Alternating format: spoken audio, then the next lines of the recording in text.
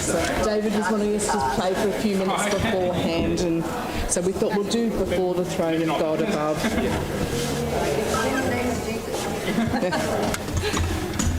I must say, I don't particularly like this introduction. Anyway, 1, 2, 3.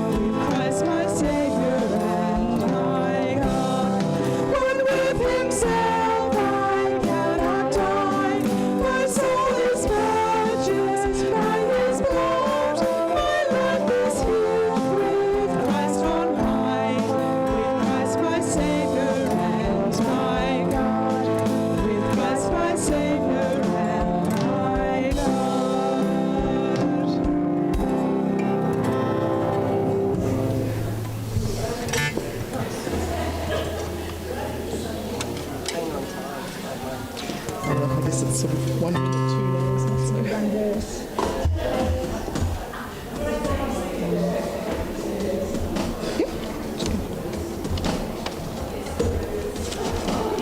Just remind me, what's the order of them in the end here?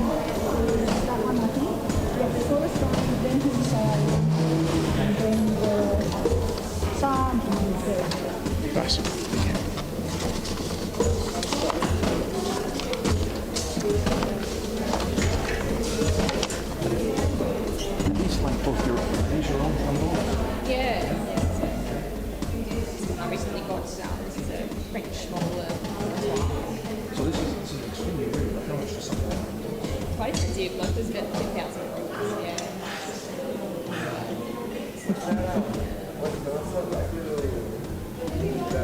That's just like a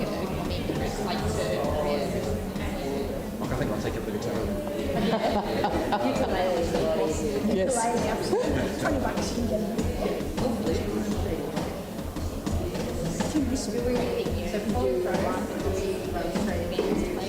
I don't think so.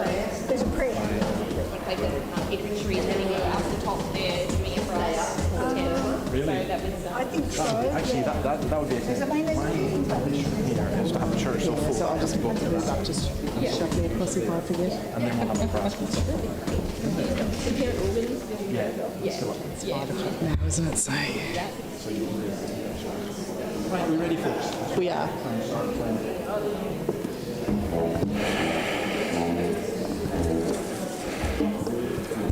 Okay, well, welcome on this lovely, cool spring evening, whatever. Slight change tonight. We're going to sing a couple of songs at the beginning. What we're going to do is we're going to sing Before the Throne of God Above, then have a seat, I'll pray for a while, and then we're going to sing Who You Say I Am. And it's a wonderful opportunity to share in worshiping God and hearing His Word. So let's stand and sing Before the Throne of God Above. 1, 2, 3.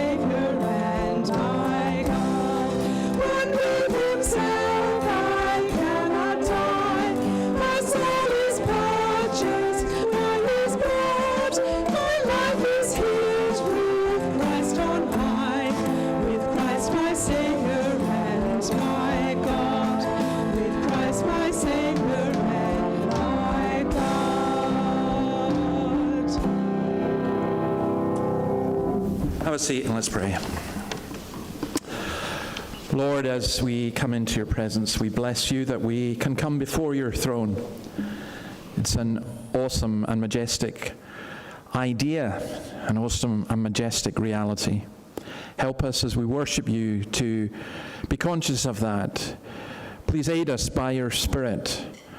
Bless each one of us. We come with many different burdens and thoughts and joys and sorrows. Oh Lord, grant that we would be ministered to by your word, by your Spirit, as you come amongst us. We ask this in your name. Amen.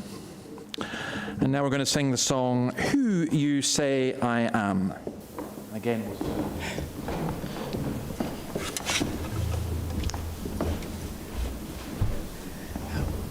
One into two into one into two into.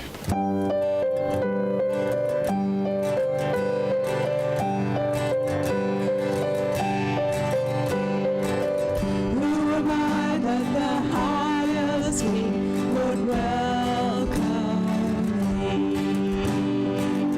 I was lost, but he brought me in His love for me.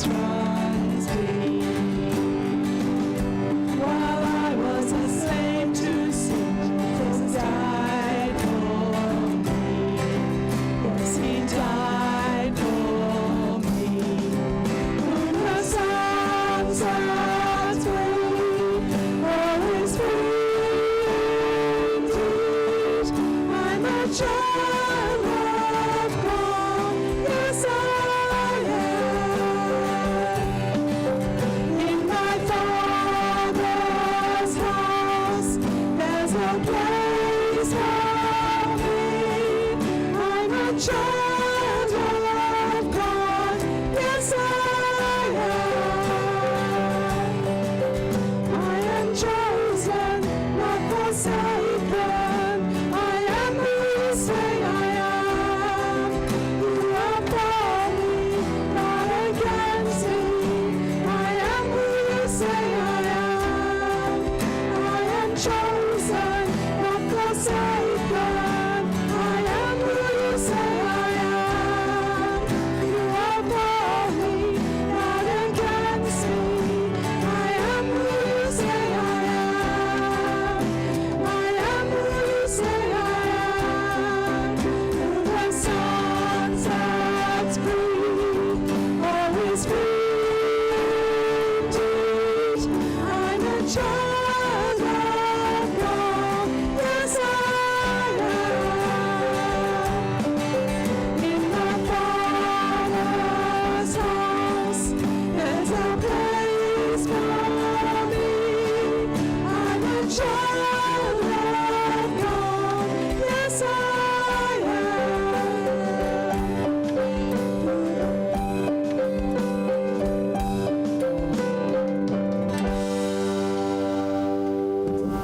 Have a seat. Thank you. Okay, in terms of the notices, we've got food afterwards. You're very welcome to stay for that. If you are a visitor, you're very welcome to. And prayer and praise here on a Wednesday morning. We do that for an hour at 10 o'clock. If you happen to be free and you'd like to come along. And next Sunday, we'll just have at the usual time. Okay, Sam, are you there? You are. Good man. I need to come so I can have a look. What are the characters? Right, don't look at the characters. If I asked you who God was, what would you say? You have to tell something. You say, who is God? Tell me one thing about God. Father of Jesus. Okay, so the Father, the Son, who's the third? Father, the Son, and the Spirit. Okay. And what's he like? You see, have we got the catechism up there? You guys? Have they got it or not? Because otherwise I'm going to have to do this from memory. In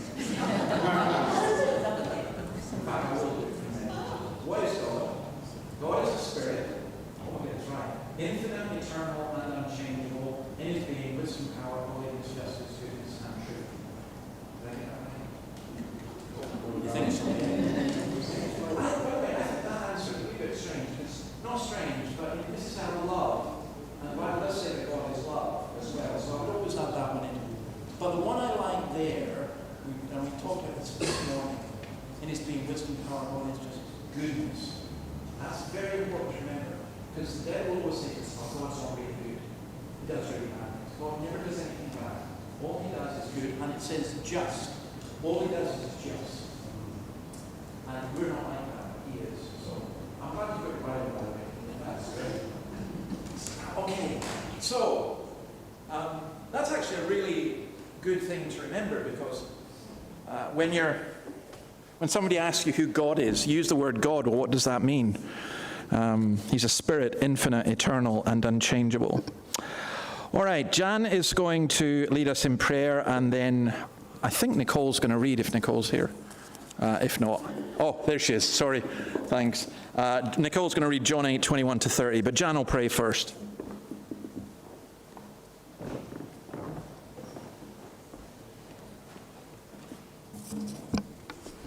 I invite you to join with me as we pray together to our Father. Our Father in heaven, we join our hearts together tonight to worship you as our holy God, full of power, majesty, grace, and mercy. May your kingdom come, and may we be willingly accepting of your will that it will be done here on earth, in this place, and in our daily lives, as it is in heaven. We are amazed that you have called each one of us to be present here tonight to worship and honour you. We don't always understand your will and purposes, but we trust you with our lives because you are a good God and have promised to work all things together for the good of those who love you. We pray that you would provide our daily needs. Comfort those who mourn and grieve the loss of loved ones, friends, relationships, or employment. Reveal your love and peace to those who seek to know the truth, and that they may receive your forgiveness. We pray for those who are feeling anxious or afraid tonight of the future, that you will give them courage and strength to face each day with courage. We repent and are sorry for our sins. Father, forgive us our sins and help us to forgive those who sin against us, and to live lives that reflect the grace that you have shown us through Jesus' death and resurrection. Help us to resist the temptations of the devil to rule our own lives independent of you, and protect and deliver us from Satan and his schemes to discourage and turn us away from your path of truth. Teach us to pray and help us to serve others as your Holy Spirit counsels and teaches us. We thank you for your written words in John's Gospel, and I pray that you will give David insight and wisdom as he shares them with us tonight, and may we listen and apply your truth to our lives. Bless the ministry of your word as it is preached throughout the world today, and that it may give hope and life, bring renewal, restoration and revival. We pray these things in the powerful name of Jesus our Lord. Amen.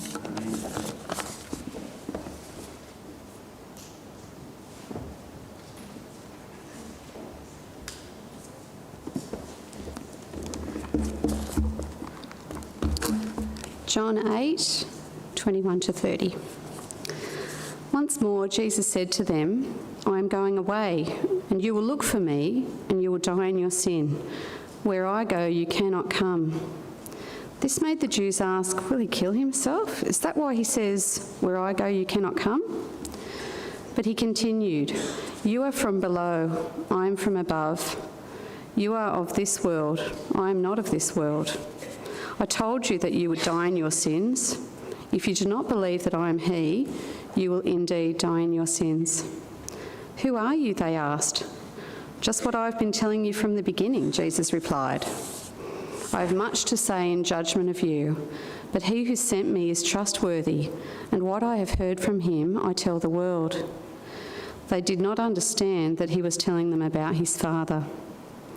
So Jesus said, when you have lifted up the Son of Man, then you will know that I am he, and that I do nothing on my own, but speak just what the Father has taught me. The one who sent me is with me. He has not left me alone, for I always do what pleases him. Even as he spoke, many believed in him. Amen.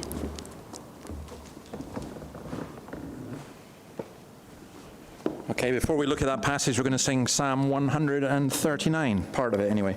Let's stand and sing.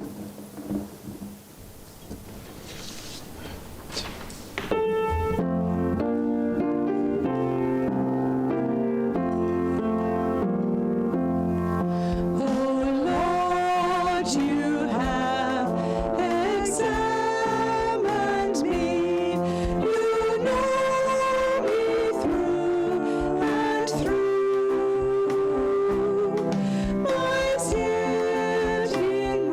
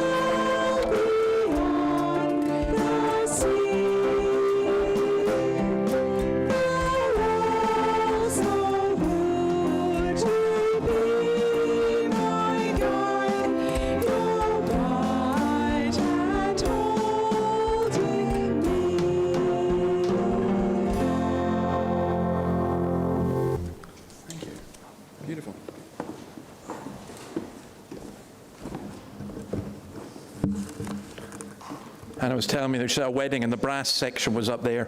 So one day we'll do that.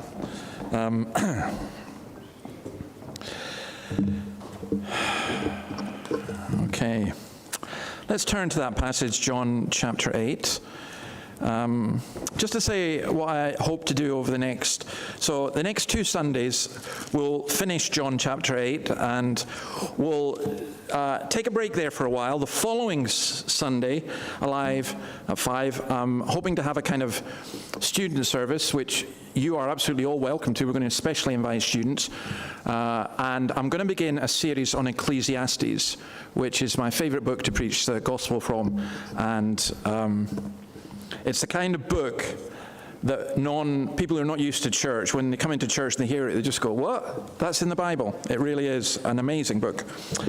And it deals so much with so many of the issues in our world today. But for now, we're still at John. We're at verse 21 to verse 30. And I wanted to begin it in this way. I like taking taxis. Well, I particularly like taking Uber. Because I get to talk to the Uber drivers, and it's fascinating. Because, you can't put people into boxes.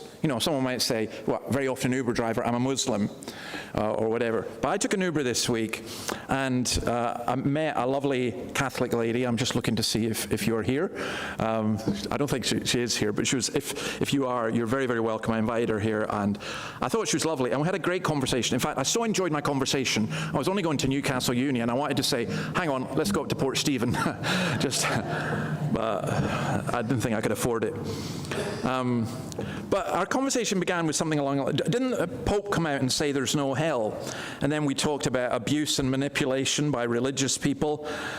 Christianity's not about exploiting people. And then I hear this a lot. Catholics were very good at that fear thing, and I said, well, so Calvinists could be pretty good at it as well. And then we started talking about what that was. And you can't throw out anything religious like the Sunday bulletins or the Bible or the Rosary.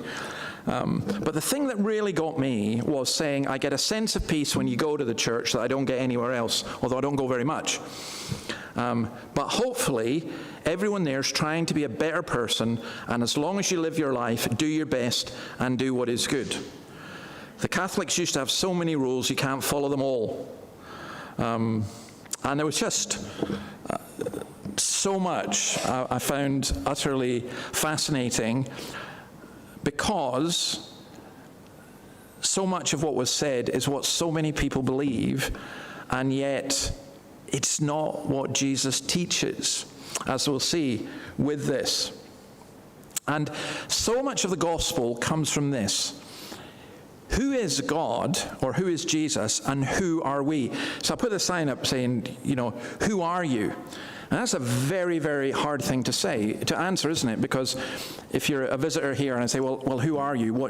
So we usually say your name. People usually say their job. They might describe where they live.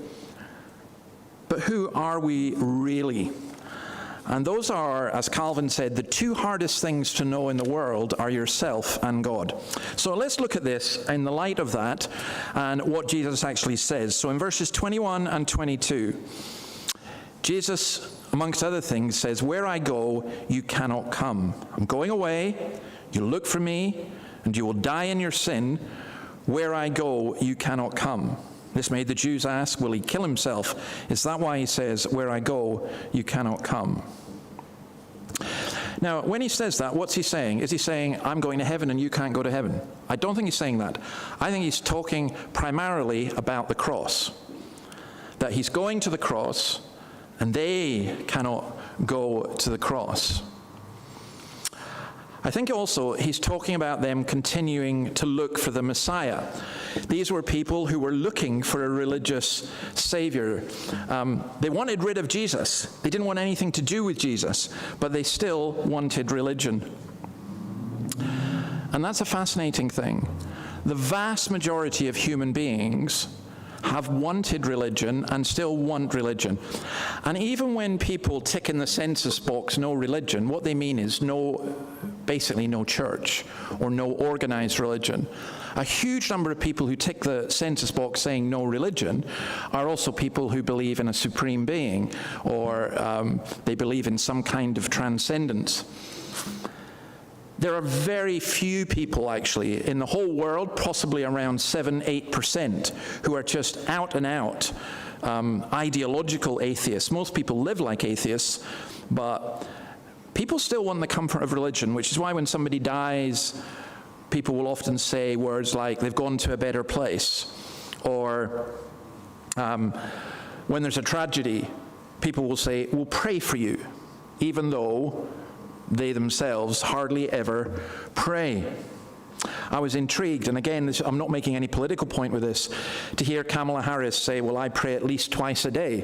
And I'm going, well, you're a better Christian than me, and things, but the idea of prayer being some kind of virtue that we do. People kind of want religion. People will come into a building like this and say, oh, I love the stained glass windows.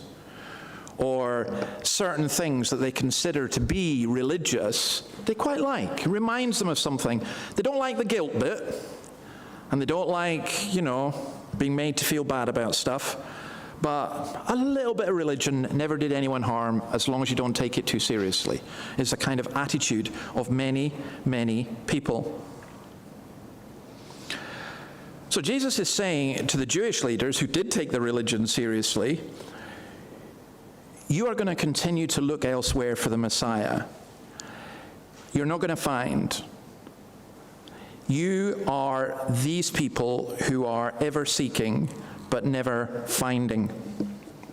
And there are many people in the world like that. I think if tomorrow I went along and I started at that end of Bowman Street and walked to the other end of Bowman Street and stopped in every newsagent and cafe and pub, I would come up with 20 different courses that you could go to, or meetings that you could go to, so that you could have a happier life. In fact, I saw a great one that said you can have a holistic life, and it's all the wonderful things that you get from that, and it's only $275 a session.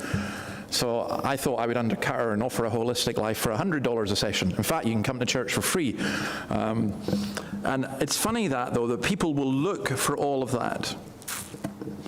You're seeking but never finding. And Jesus says to them, look, you just don't get it. You don't see, do you? You don't grasp it. And that's like so many people. And then in verse 22, they say to him, will he kill himself?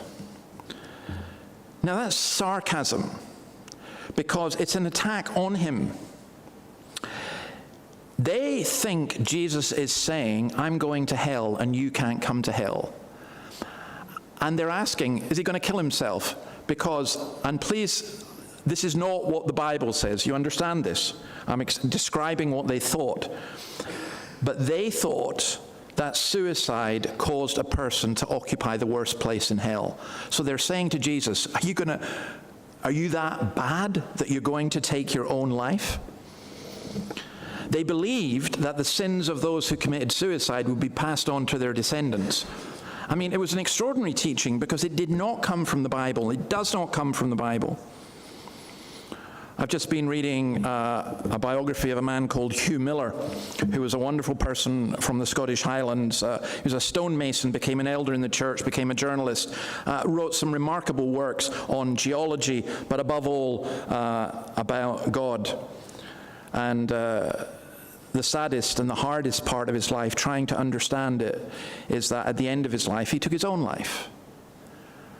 And people have tried to explain, oh, it's because he saw that the earth was old and that conflicted with his belief in the Bible. No, it didn't. There's no evidence for that whatsoever.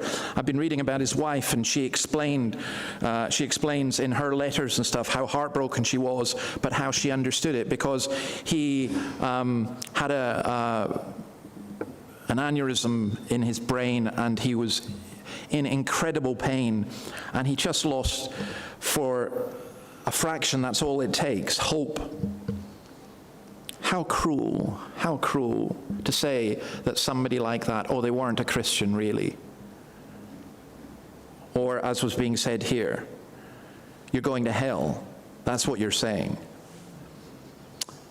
They were saying, Jesus we can't follow you, you're right, because that's where you're going. Jesus is saying, yes, there is going to be a separation, but I'm going to tell you what it is. He said to them already, you will die in your sin. There is going to be a separation, but it's not the one you think.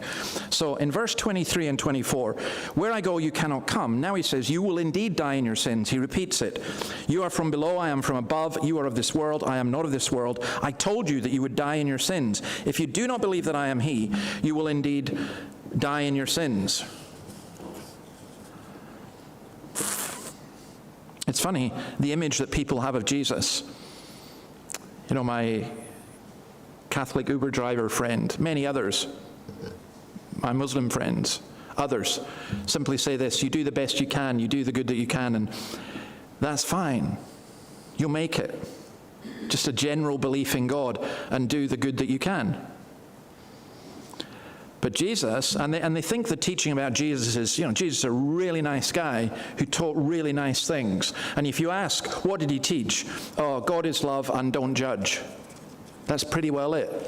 But here he says something that is pretty hard.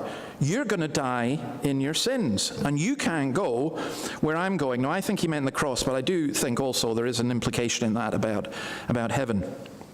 So he talks about the world here using the word cosmos. He says, you are of the world, I am not of this world. And he's using it as the opposite of heaven. He's saying his opponents are of this world, but he's not. So the cosmos is this changing, passing, transient life that we live in. Change and decay in all around I see. Everything changes. Nothing is completely stable. It's funny, and again, without going into the details of it, we talk about climate change. Well, there's always been climate change, but there's human change as well. There are changes that occur within society, enormous changes. If we are spared and we're still here in 10 years' time, who knows what changes will have occurred in our personal lives and in society.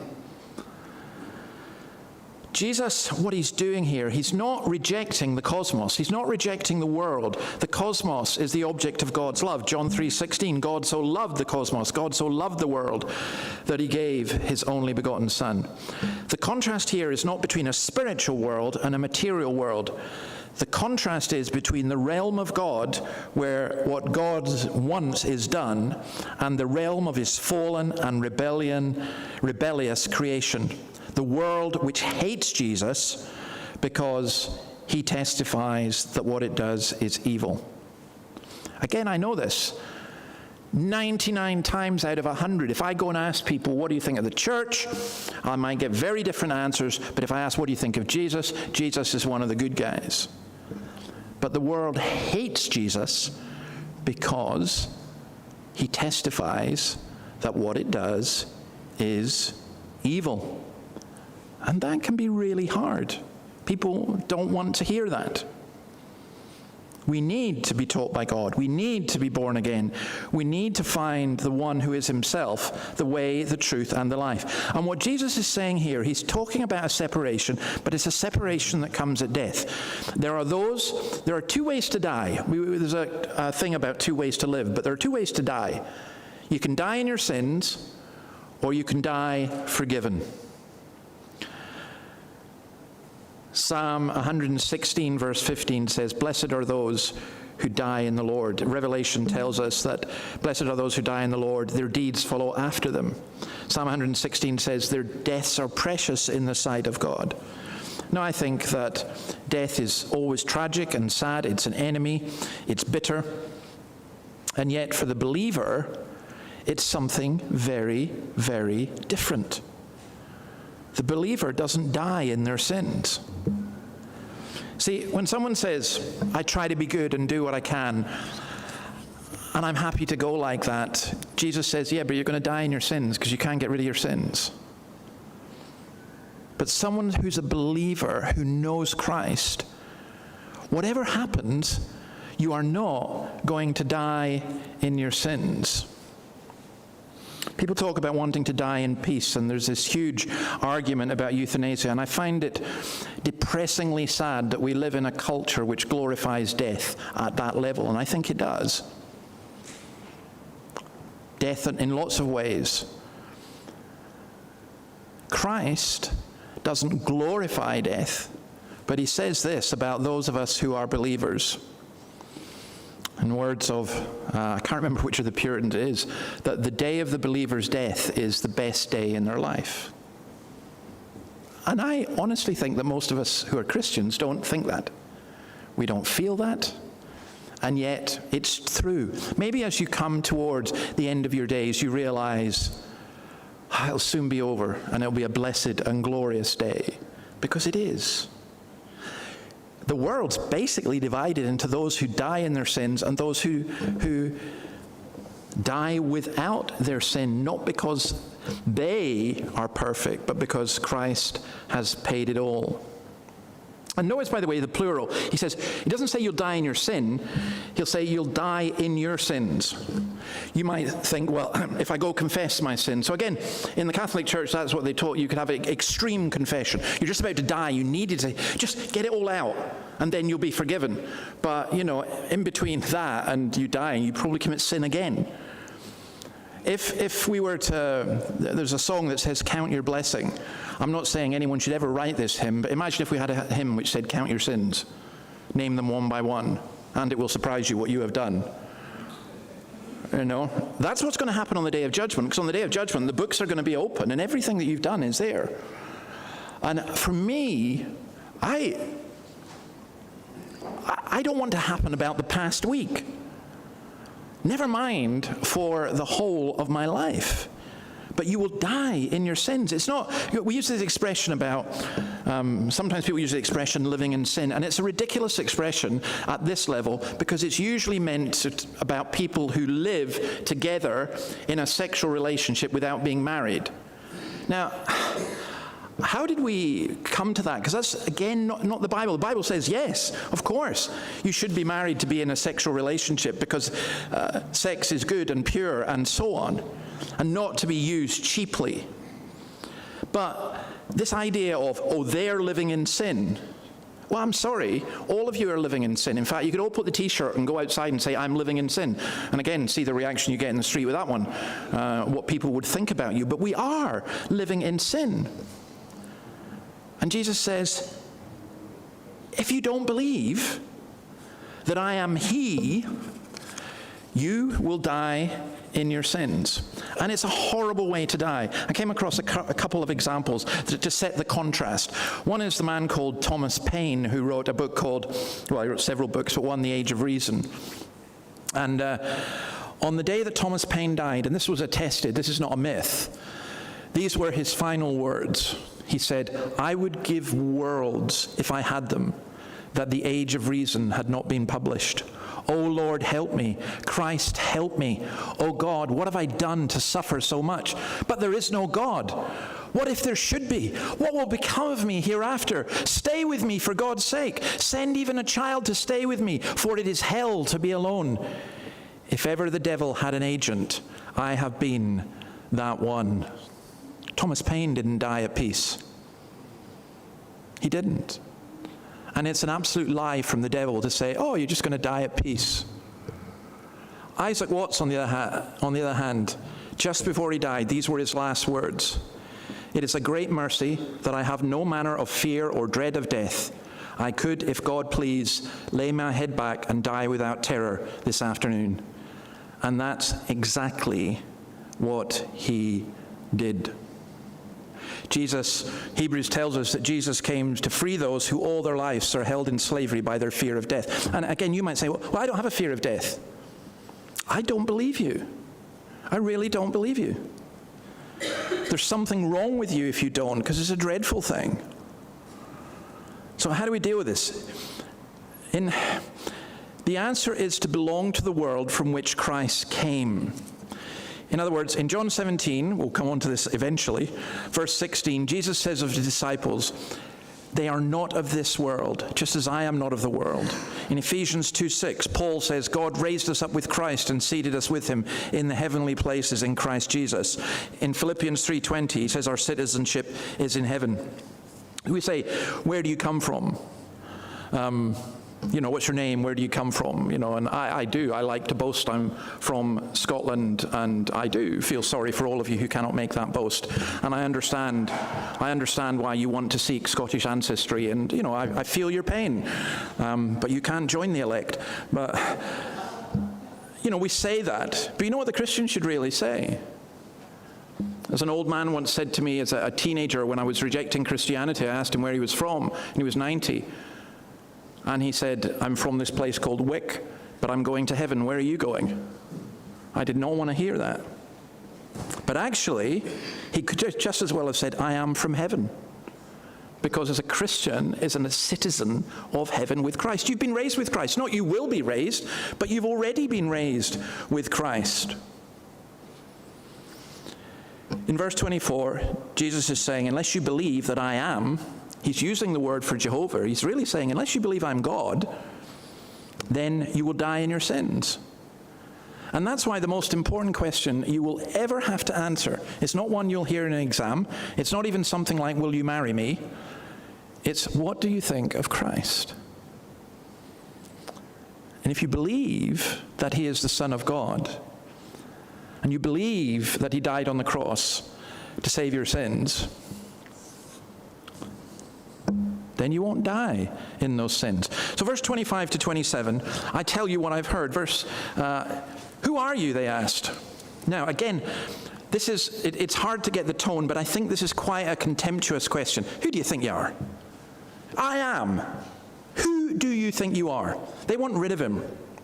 The next verse is very difficult to translate, but I think what Jesus is saying, just what I've been telling you from the beginning, I think Jesus is responding by saying almost, why do I speak to you at all? I've already told you who I am. I've been telling you about my unity with the Father. When I speak, he speaks. When I act, he acts. But you don't respond to that because you're from below.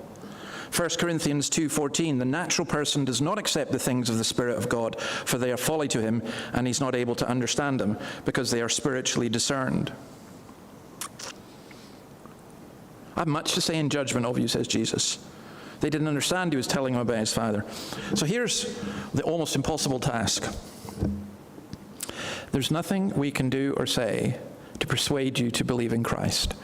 And there's nothing we can do or say to go out and convince people to become Christians unless the Spirit of God works in their life. Now, as we proclaim Christ and as we teach about Christ, I believe that God's Spirit works, because in the Bible, you'll notice right at the beginning, in Genesis chapter 1, when God spoke, life came. And you'll find that coming over and over again. When Jesus spoke, life came. And when God speaks to us through his word, by his Spirit, life comes. That's why I do think it's really important for you, if you're really concerned for your family and for your friends and for your workmates and others, to take the opportunity to invite them to come along to what we do here, Alive at 5. Because that's what we really mean. It's not about come along and you'll see how nice we are, or come along and you'll hear a wonderful speaker and all that kind of stuff. Forget all of that. It's come and hear what God has to say. You need to know that. And then the last bit, verses 27 to 29, they didn't understand, but Jesus says, I will be lifted up. And I think verse 28 is the key. When you have lifted up the Son of Man, then you will know that I am he, and that I do nothing on my own, but speak just what the Father has taught me. When will the full revelation of Jesus take place? When will his glory be most fully revealed? It occurs when the Son of Man is lifted up. And that is absolute nonsense to both the Jews and the Gentiles. To the Romans, the cross was used as a symbol of abject humiliation, not glorification. It was to humiliate somebody. And to the Jews, it was a sign of God's cursing. Cursed is the one who hangs on the tree. But the New Testament tells us that the cross is the glorification of Jesus. In chapter 3 and verse 14, Jesus had said, as Moses was lifted up, the serpent in the wilderness, so must the Son of Man be lifted up. And the word that's used there for lifted up carries this idea of exaltation. except the cross is hardly exaltation. On the cross, Christ was so marred and scarred that people couldn't look at him. They turned their faces away from him. And yet, the cross is the absolute glorification of Jesus. See, Jesus in heaven now is different than Jesus in heaven before he came to this earth. And what's the difference? There are holes in his hands. There are scars on his hands. Why? To remind us the Lamb that was slain. The Lamb that was slain. Because that's the only way that we get to heaven. R. Kent Hughes tells a story of a little boy who was lost in London.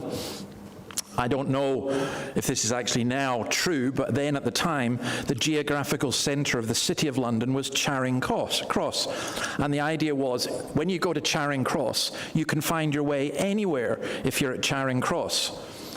I kind of think a little bit like round here, the kind of junction with Beaumont Street and Taylor Street.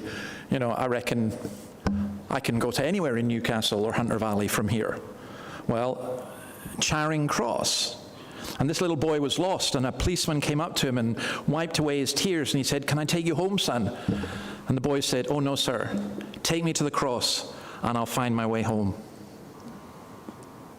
That's it. You get the cross, you'll find your way home. You'll get the cross, you won't die in your sins. Take me to the cross, and I'll find my way home. I think so many people don't understand the cross. They wear it as a symbol.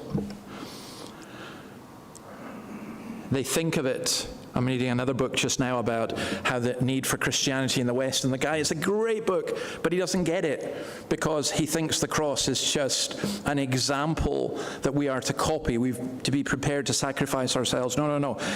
The cross is where Christ is lifted up, where Christ is exalted, where the devil is defeated, where our sins are taken away.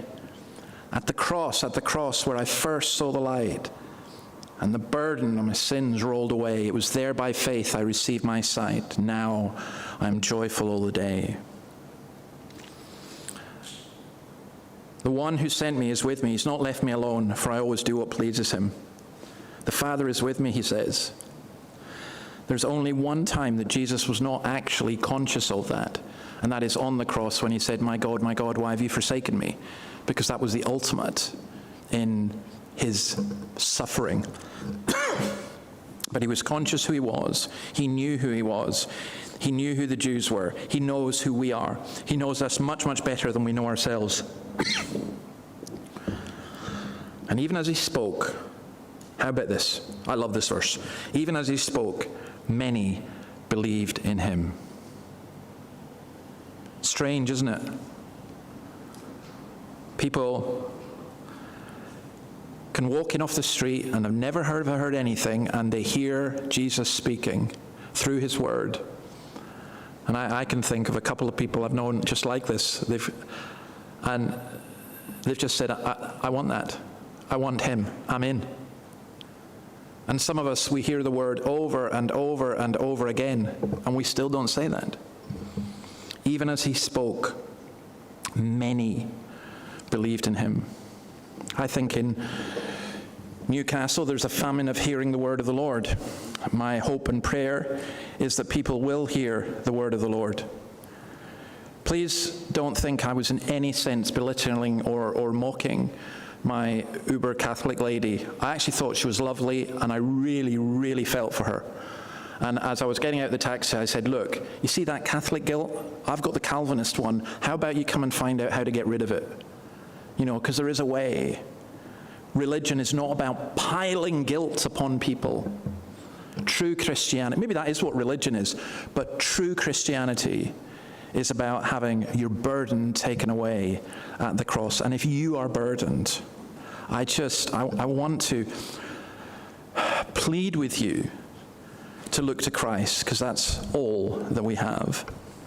Let me pray, and then if you want to ask any questions, you can ask them out loud, or there should be a phone number up and you can ask them. I've got a couple already, but let me pray first. Lord, we give you thanks for this beautiful word. We ask that you would help us not to be like those who want to be religious but on their own terms, who turn away from you. Help us to see who you are. Help us to believe in you, and help us to understand that that is all. We pray this in your name. Amen. Okay. One here. Someone who's a Christian does take their own life. Does that mean they go to hell? Absolutely not. That does not mean that at all. Why? How do we know that? Because Jesus says when we believe in him, we've been given eternal life, not part life, not life as long as. It doesn't, look, suicide's a horrible thing, it's a hard thing, but I think we have to be really, really careful before we pronounce judgments. Who knows why people did something like that? We need to be, whoa, that is way beyond our pay grade, if you want to put it that way. I would never encourage people in terms of suicide. It's why I'm opposed to euthanasia. But I cannot sit in judgment upon people. And one of the reasons I couldn't sit in judgment upon people is there, but for the grace of God go I. But I know this absolutely. If you are a believer, you are a believer forever. You cannot lose your salvation. So that is incredibly important to understand and to grasp. Got another one here. I asked for this one, didn't I? Are you saying Catholic people are not saved? No, I'm not saying that. That's not what I'm saying. I'm not saying Catholic people are not saved. Any more than I'm saying that Protestant people are saved or evangelical people are saved. So I think that's something, look, what I'm saying is you need to be careful. There can be a doctrine, there can be a teaching that does a great deal of harm.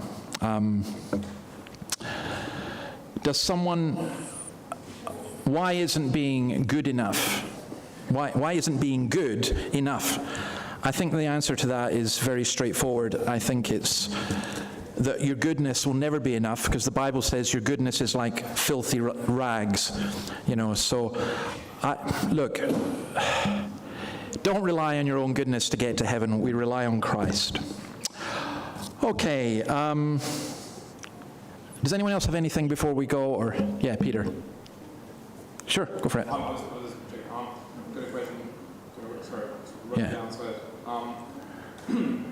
So it's regarding the catechism thing you talked about before. So yeah. So I was going to ask, the devil says that God does bad things, but it's I was going to say, but does he just lie as he knows that God can't sin? Or does he think that he's good and God is evil? That God can't sin. Yeah, but I'm saying that does the devil just lie and say that? Yes, he wants us to. He's good and God's bad. Yeah, he wants us to make us believe that God is evil, and we'll. How will I put it? He's not. The goodness of God is something to hold on to. I think many of us, our darkest fear would often be, but what if God isn't good? But he is. And if we fear that, that's the devil accusing. So keep going. And then follow-up things, I think one thing I've never really understood is that the devil knows that. Yeah. And then you would think that logically he wouldn't fall away because he knows that God is probably more than most people would. Well, maybe he does think that God is evil or could be evil, or he wants to be God. We want to be God, so we try and go in that way. So yeah, it's a serious thing. Okay, I think we're going to finish there. We shall finish by singing, and then there'll be we'll stand to sing, and then please we shall pray at the end, and then go. Let's stand and sing.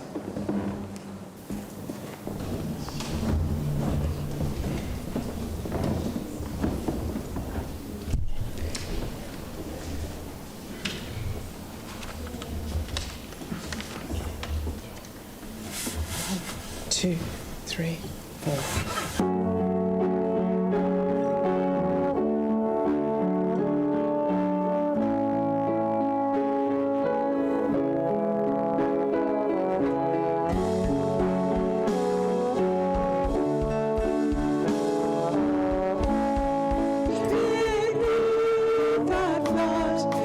His heart and into his hands.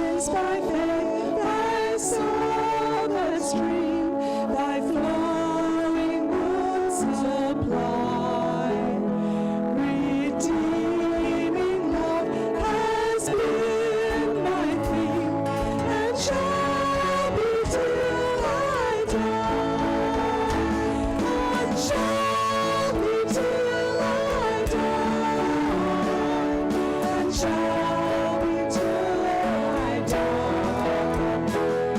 Redeeming God has been my plea, and shall be till I die.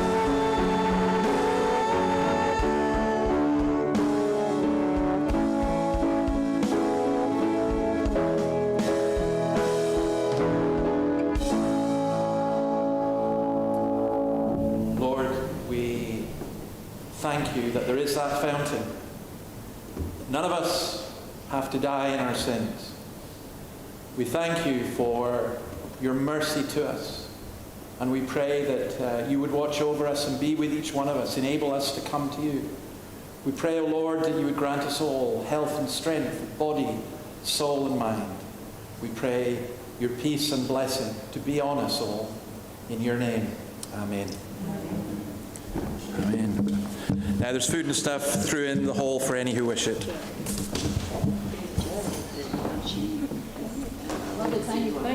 Yeah, she's in the Sunday school. She'll take us out. Just wants to let you know.